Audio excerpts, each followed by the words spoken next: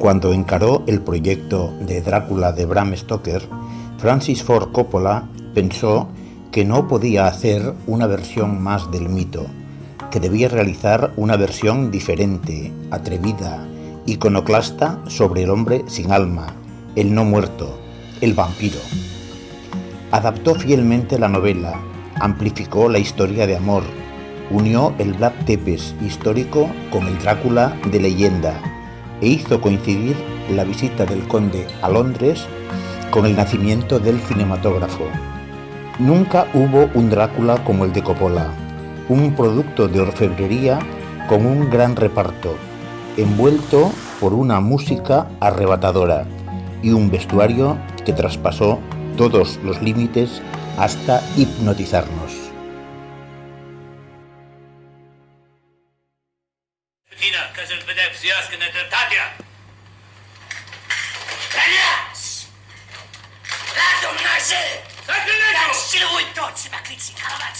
I feel that Dracula is very sacramental, and Dracula, in an odd way, is kind of like Christ-like, and it's about the sacrament, and it's about also God's ultimate responsibility and pledge to us, as well as ours to God's, because God is an element in this story. And the whole question of evil, God plays a role. The idea was to portray Dracula finally as a charismatic, tragic hero that he really was, not just another blood-sucking monster that we had to do away with. This was a man who had lost his soul. And action camera. Blood! Oh, God. I have tried to play him as rather like Raphael, like a fallen angel, so that there's always that good and bad paralleling one another. Makes it more interesting. No. Are you okay? Yes. No. Yeah. Now that's method.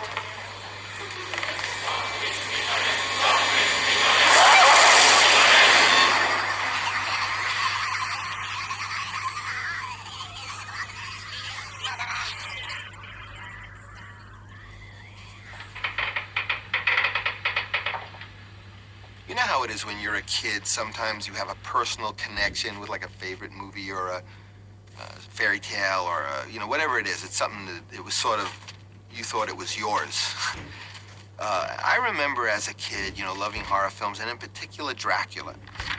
And I remember going to the Encyclopedia Britannica as a kid and looked up Dracula and went and saw Vlad the Impaler, and I was like just thrilled to think that he was really a guy.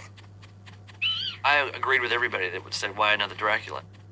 I had grown up on the Hammer films, the English Hammer films, Roger Corman movies.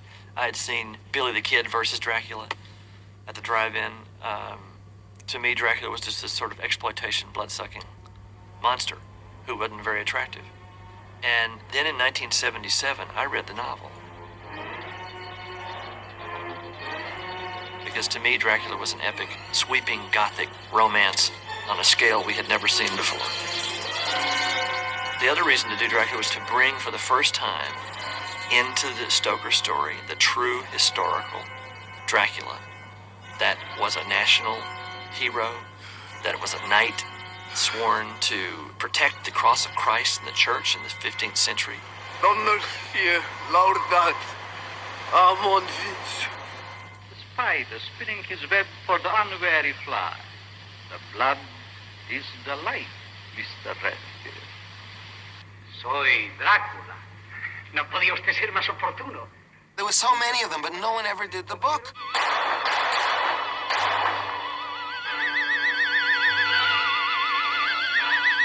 And I knew what the book was because I read the book.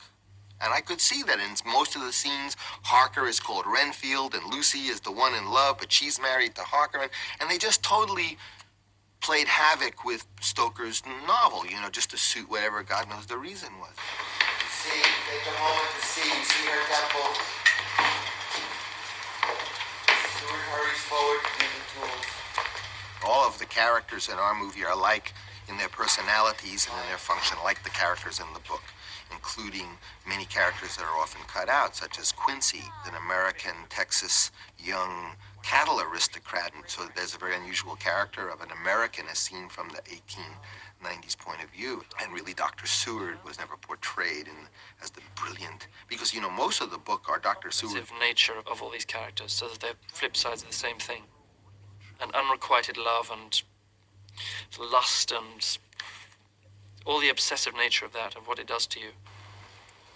And I bid you welcome, Mr. Hark, to my house. He's the bogeyman, he's the shadow. Come. He represents a part of ourselves, I suppose. And there's something very erotic about that. Very sexual. Ready? Action! I love him!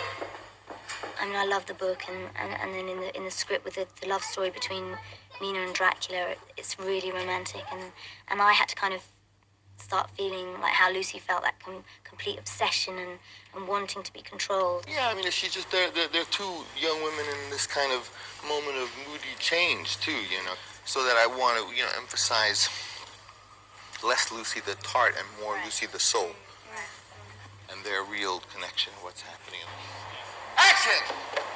I love him, Mina! It's so wonderful to say it. I love him. And I said yes. Lucy, finally, don't tell me it's the Texan with the big mouth. No, to my dear number 3, Lord Arthur Homewood. Lord and Lady Homewood. Thunder. Run away in, run into it. Thunder. Okay, now lightning.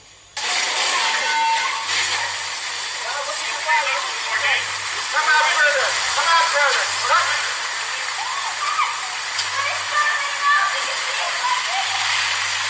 Oh, it feels so, they're so free. They're so free. There was a lot of sexual repression in those days, and you see Lucy kind of as this more of this free spirit and much more playful. You see Mina as maybe wanting to do that, but feeling, no, that's not right. You know, trying to be the dutiful fiance. And when she meets Dracula, it's kind of unleashed in a way. I give you life eternal. Everlasting love.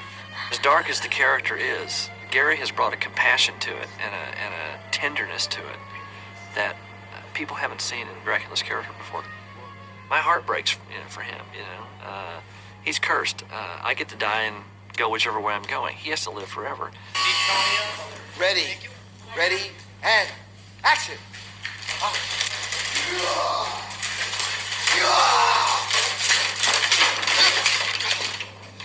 Cut.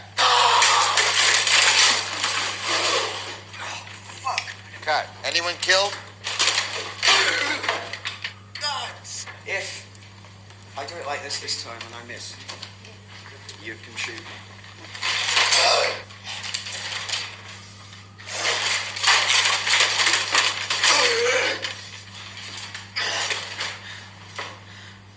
Okay, cut. Good.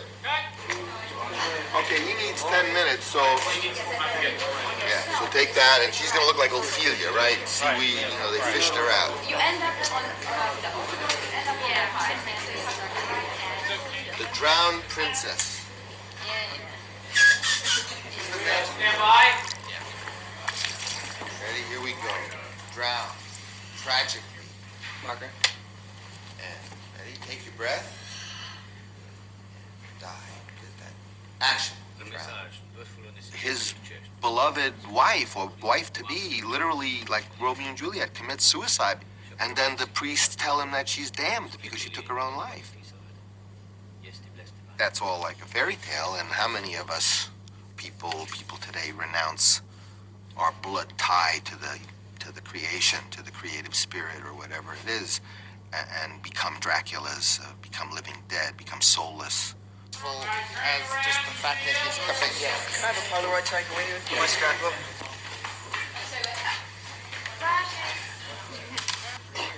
Yes. Sorry, boy.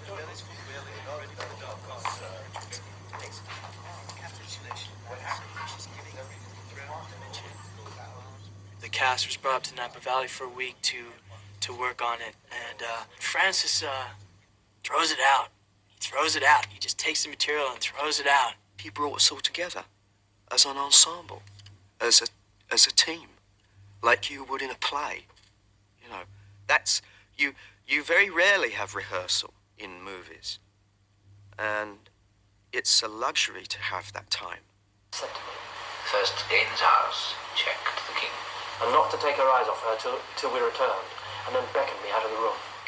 We read the entire book together, the entire novel. They couldn't believe it, some of them. All actors go through a whole experience in which then finally it breaks for them and they become the character. And they all do it. Some much later than others, some when you're halfway through the movie. But each one of them has a little, sometimes just a dumb secret, a simple little experience so that they overcome. And then on the other side of that, they're home free as far as their characters. And of course, I always try to have them have that experience as early during the shooting as possible. And so I like to be with them. And, you know, I was a drama counselor with little kids. So, you know, it's a beautiful place in the country. And they come and a lot of them lived in my house like my kids, you know, used to do. Yeah, it's real, but acted as though you were silent film actors. In other words, in some of it, it was kind of making fun of that kind of. I'm saying play it for real as though we really were making the movie, except to express what the situation is through your pantomime.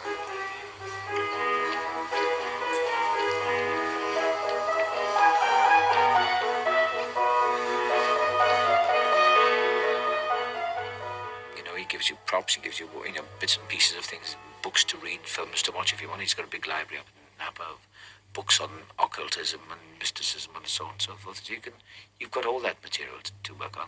And there isn't much talk, it's mostly action, improvising, playing games.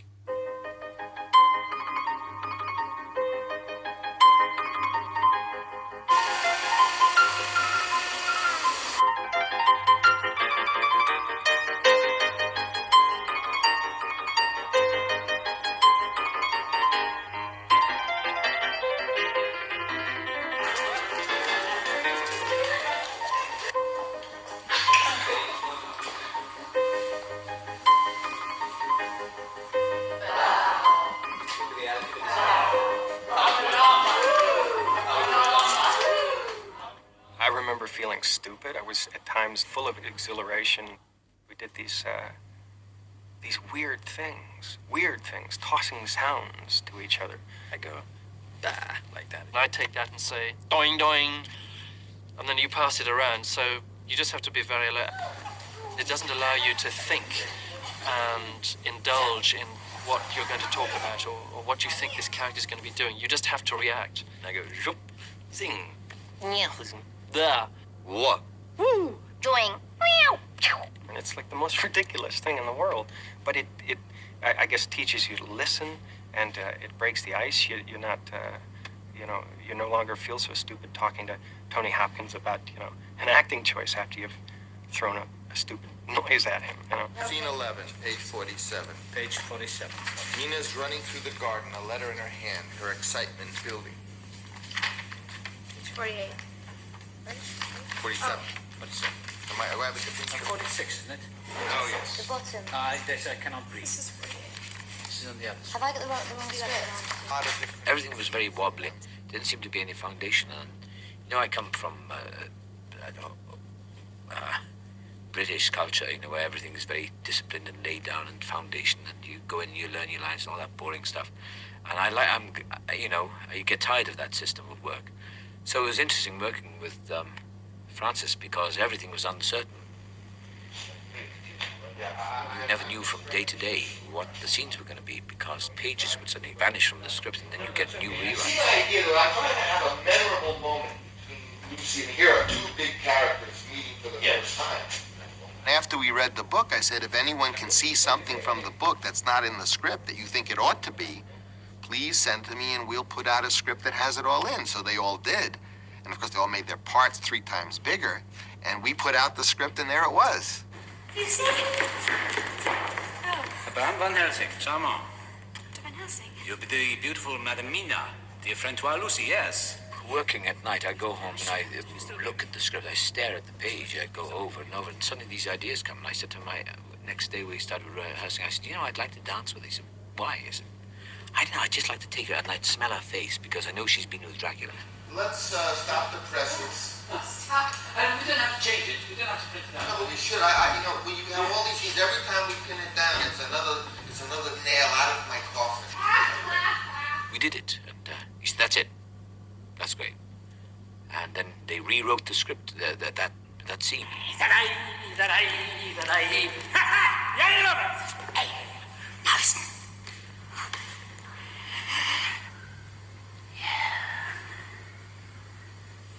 Go now to your friend. Okay, cut. What do you think?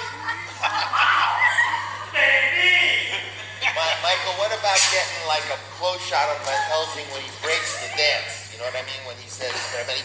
That's what it's about, isn't it? That's what's exciting about it, because you just do it. You're forced onto your inner reserves and you find new ideas.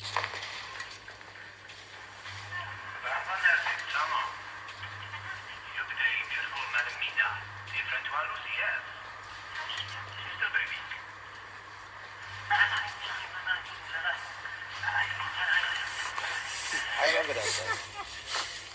Remember that day? What did we have for dinner? Let's try another rehearsal, please. God help us. Dr. Van Helsing is loose. What a loony. Because when you get to the set, it's all there for you. Then it all fuses together. And then it proves to you that the rehearsal was worth it. The darkness is in life, my child. And there are lights.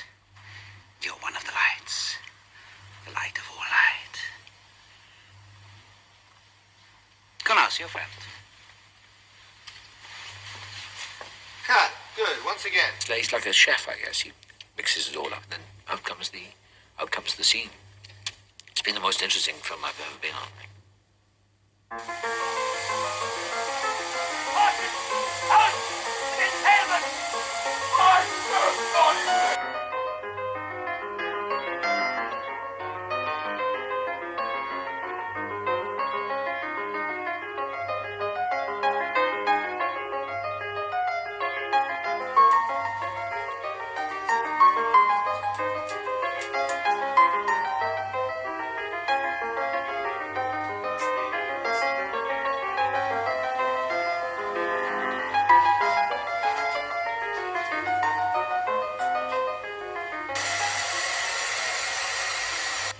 Oh, look at the feet. You should try these on right now to see how they fit in case we...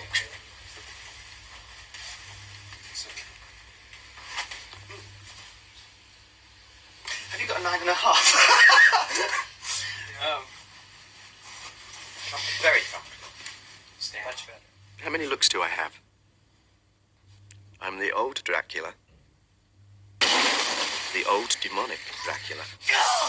The young wolfen Dracula. I'm a bat.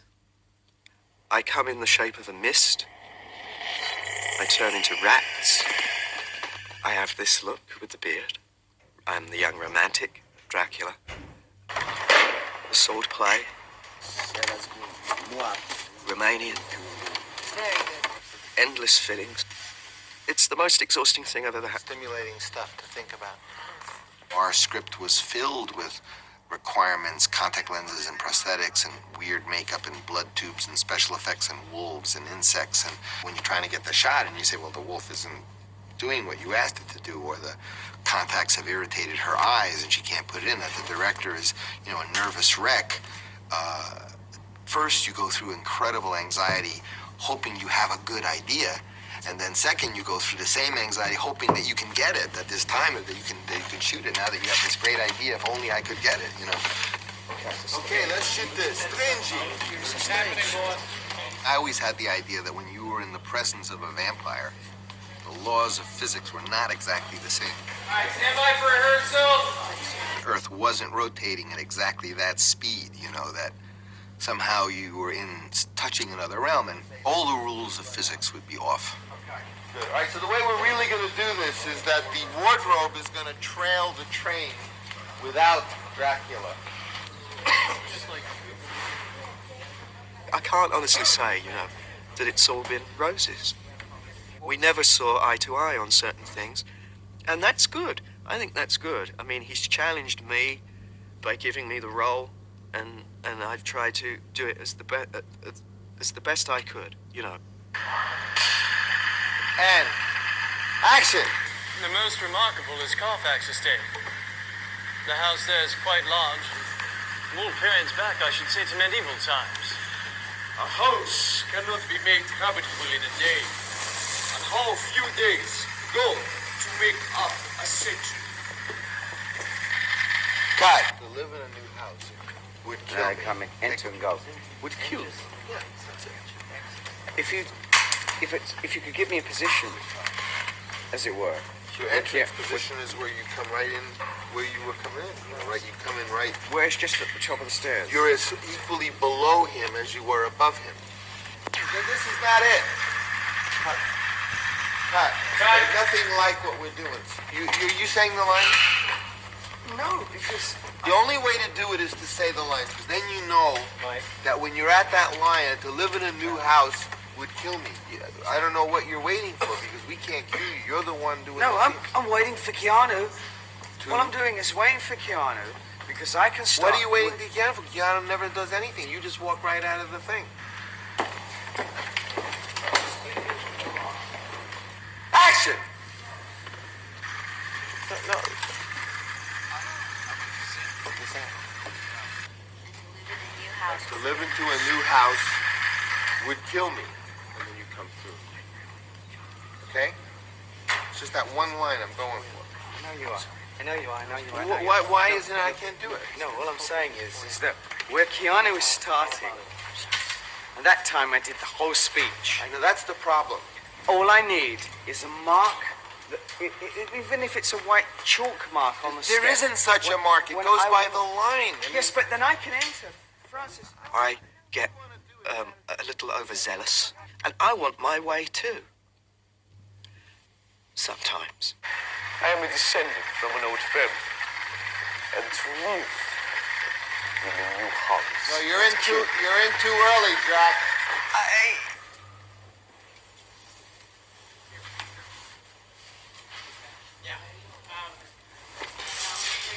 Okay. Mark that.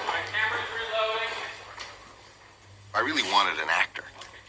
You know, I think Dracula is an actor. You know, the devil is an actor, because there is no such thing as evil. There is no devil. You need an actor to impersonate the devil. Okay, this is it. This is it, Anthony Hopkins. This time you go too far. You go over the end into the evil. Action. You tortured and impaled thousands of people. I served the cross in vain. I was betrayed. Look what your God has done to me. Your war with God is over. You must pay for your crimes. Now, which come? I gotta go. I don't know, because they both came at the same time. Right, I think what happens... What do you do when they do a take, and it seems pretty good, but you feel there's more emotion, more feeling that you could do? And so what do you tell them, Harris? Okay, next take. And so... Okay. I like to do a little improv, if I may. Yeah. Gary can come and kind of whisper to you and talk to you and scare them with the force of darkness. Do something, private with them, and like trying to just be scary in terms of like a force you want. Get them all in that mood, and just do that. And you yourself work for demonic possession. A little louder on the music. Everyone's gonna be real quiet on the stage, right? It might do anything. It might say anything, and it's meant for you. That was spooky. He would stop, and in someone's ear, he would say something really demonic and twisted and sick. And he can be pretty twisted and sick, Gary. And it was really frightening because you didn't know when he was going to pop up in your face. What is this? A cross. He said, frighten them. Which is like giving me, you don't really want to do that with me. 400 years. That was one of the maddest scenes ever, because Francis created out of seemingly nothing, because we hadn't resolved those problems in the scene, created all this mayhem. serve God. I, who commanded nations hundreds of years before you were born. The armies were defeated. We tortured and impaled thousands of people. I served the cross in vain. I was betrayed. Look what your God has done to me. No! Cut. Good. Good. Once again. Very good. Out of control. That's what we want. Every day is really interesting because you don't know what's going to happen.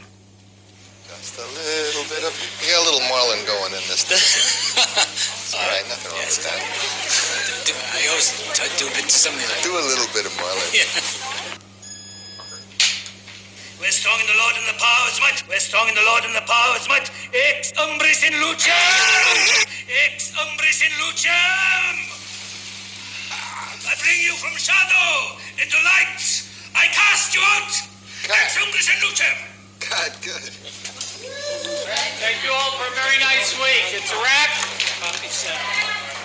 I don't know about vampires, but I believe that life is a kind of dream. I think it's an illusion.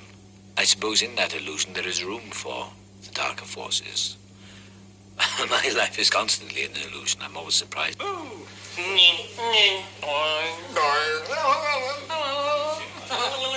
Okay, here we go.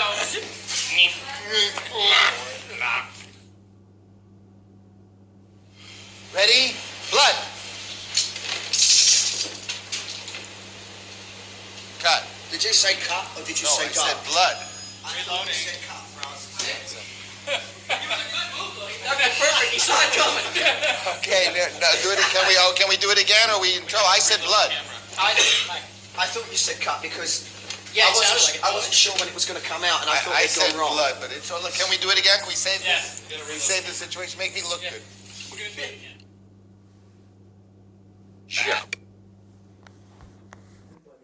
Suscríbete y toca la campanita, así podremos avisarte cada vez que haya un nuevo vídeo disponible.